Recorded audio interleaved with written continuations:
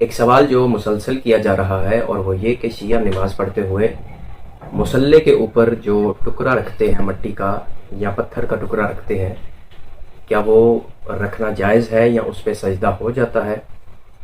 یہ اعتراض کیا جاتا ہے کہ شیعہ اس ٹکڑے کو سجدہ کرتے ہیں۔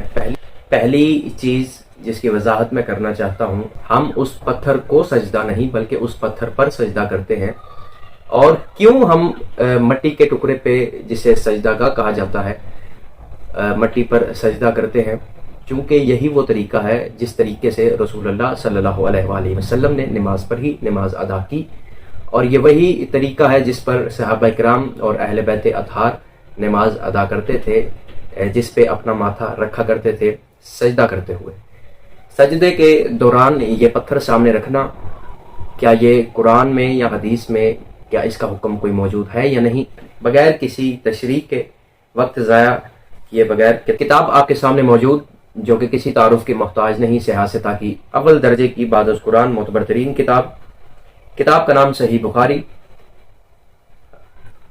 صفحہ نمبر اس کا 233 اور جلد نمبر ہے اس کی اول، جس میں لفظ موجود ہیں ان ابی عبداللہ ابن شداد ان میمونۃ قالت کان النبی یصلی علی الخمرہ۔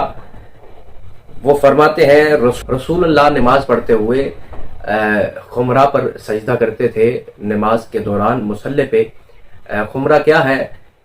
لغات الحدیث لغت کی کتاب ہے جس میں لفظ موجود ہیں۔ خمرہ وہ چھوٹا سا ٹکڑا مٹی کا یا وہ پتھر ہے جس پر مولانا وحید الزماں لکھتے ہیں جس پر آج شیعہ سجدہ کرتے ہیں۔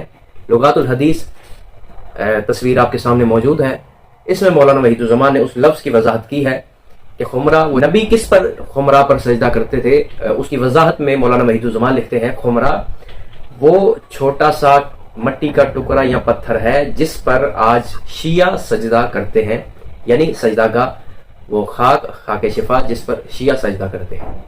تو یہ نبی کا بھی یہی طریقہ تھا اور ہم الحمدللہ اسی طرح سے سجدہ کرتے ہیں جیسے ہمارے نبی کیا کرتے تھے، اور یہ وہی طریقہ ہے جو نبی کے طریقے کے مطابق ہے، اور مذہب شیعہ ہی وہ مذہب ہے جو